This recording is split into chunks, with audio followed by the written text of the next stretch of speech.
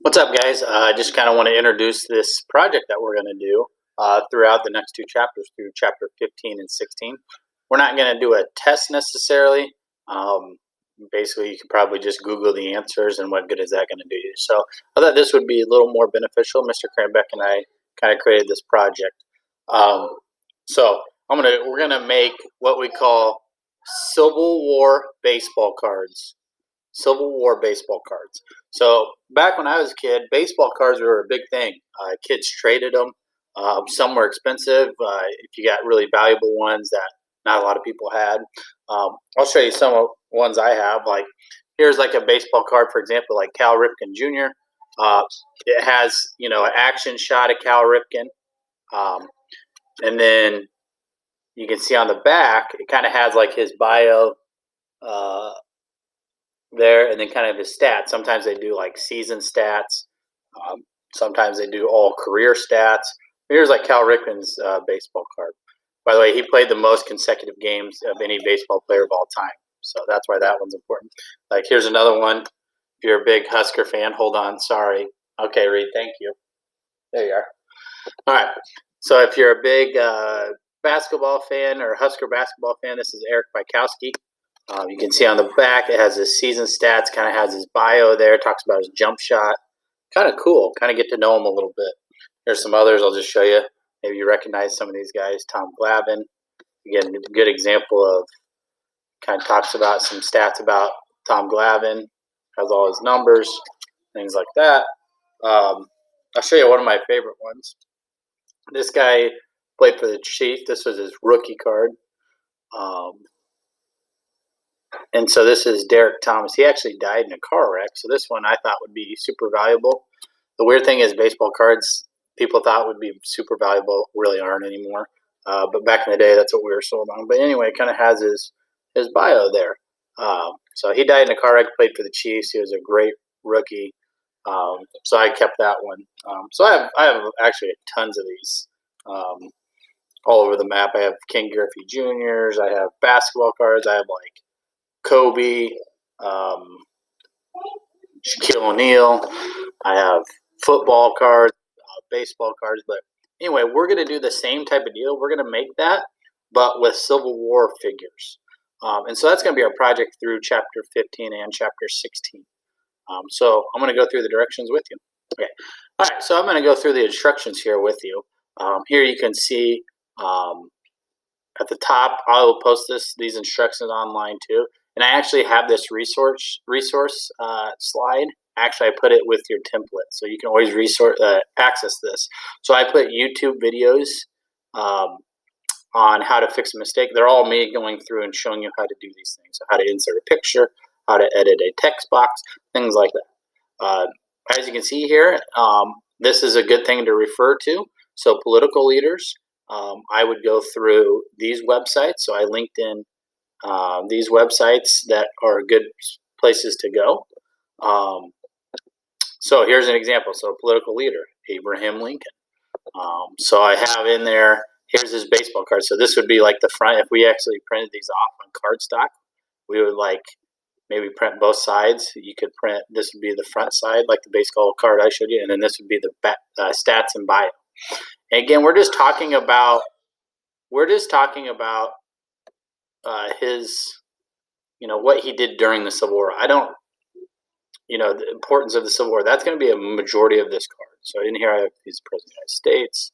I had some just random facts: when he was born, when he died. By the way, we just passed when he was shot at Ford's Theater. We'll talk about that later.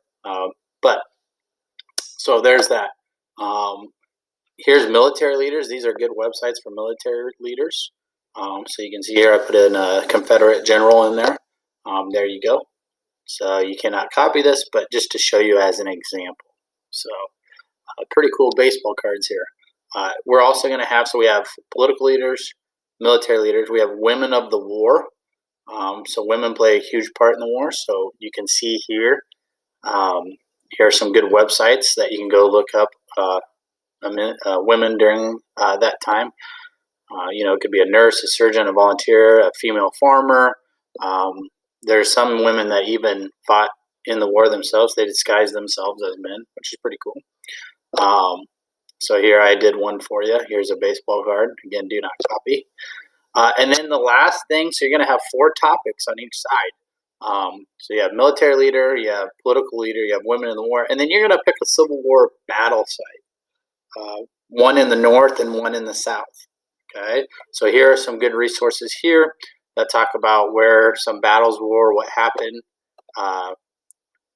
One thing I will say real quick, a lot of battles have 2 names. Okay,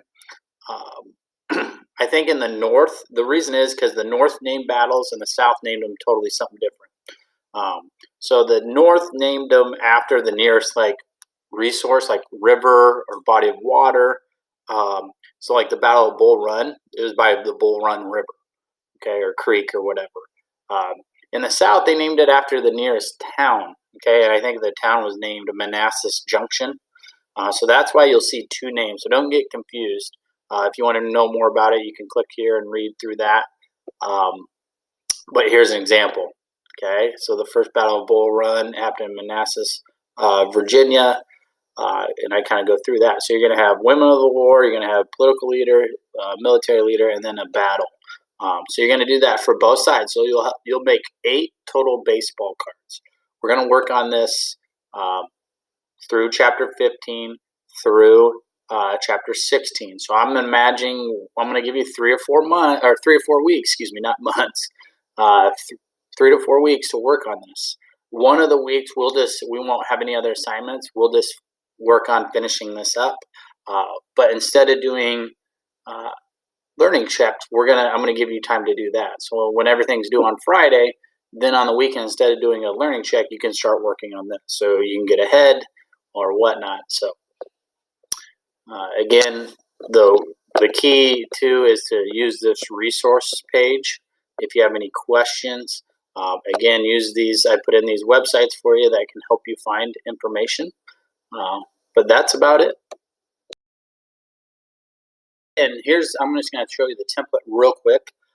These are people you cannot do because I showed them as examples. Okay, so Abraham Lincoln, Robert E. Lee, and some of them are just too easy. I want you to really dig. Okay, so Clara Barton we already talked about. I did Elizabeth Van Lew as an example already.